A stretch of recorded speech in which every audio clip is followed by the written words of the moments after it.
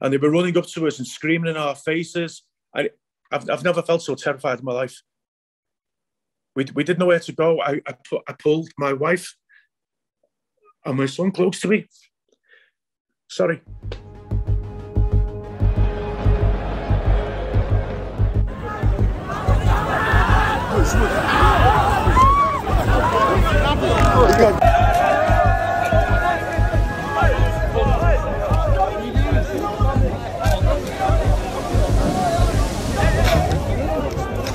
As we were coming over the bridge, there must have been about 40 riot police, but they were all running towards the ground. And then once they ran towards the ground, all these youths, and I'm not talking a few youths, I'm talking potentially up to 1,000 youths, if not more. They stormed the bridge either side. So you got on the left, on the right. So we're all walking in the middle. They're all chanting, very intimidating. I've never felt in all my life as scared and as alone as I was then. It was terrifying. It was terrifying. They're all pushing and shoving you. You know, they were kicking people. I seen them kicking people, punching people. I got my phone out of my pocket to check Google Maps, just for directions to our hotel. Then I just remember a hand trying to grab my phone. And I pushed the hand away, I put the phone back in my pocket, then they grabbed my watch and they were yanking on my watch. And then I'm on the floor. My head was smacked into the floor. I had blood in my left eye. I couldn't see. I could hear my wife screaming, asking people for help. Everywhere, they're trying to grab what they can. They tried to grab, I had like a satchel, a bag. So I grabbed hold of my bag. Unfortunately, they dipped my pocket, which had a bit of money in, and my phone.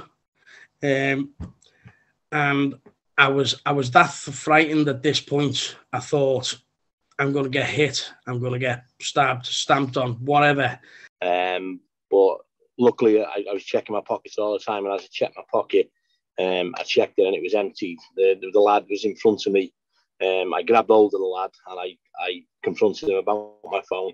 He made out he didn't know what I was talking about, and I shook his coat, I shook his bag, and my phone fell to the floor, and I retrieved my phone like so. But he'd had it out my pocket.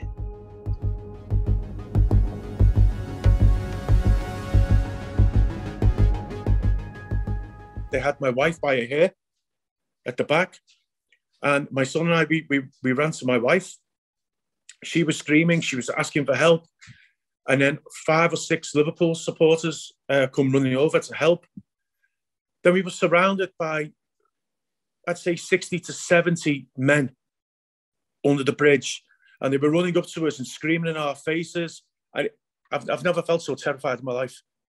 And I don't say this lightly,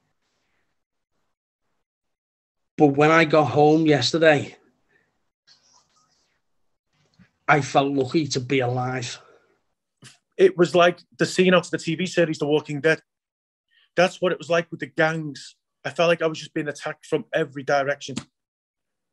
I've never felt so scared in my life.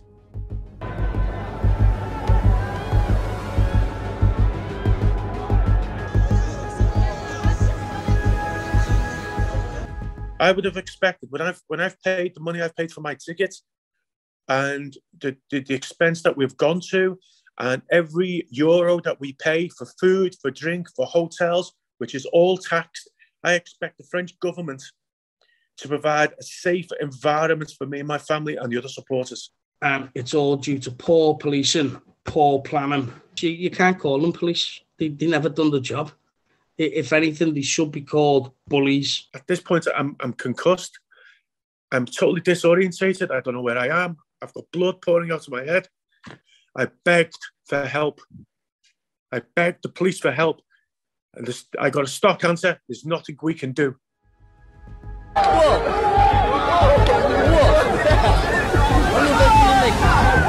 I'm never going to a European match away again. I'm going as far as Wembley. I'm not doing it again. I will never go away to a sporting event again. It's scared me that much. I don't want to go back to France. You have the Olympics in 2 years. I would encourage nobody to go. Do not go to the Olympics in Paris in 2 years.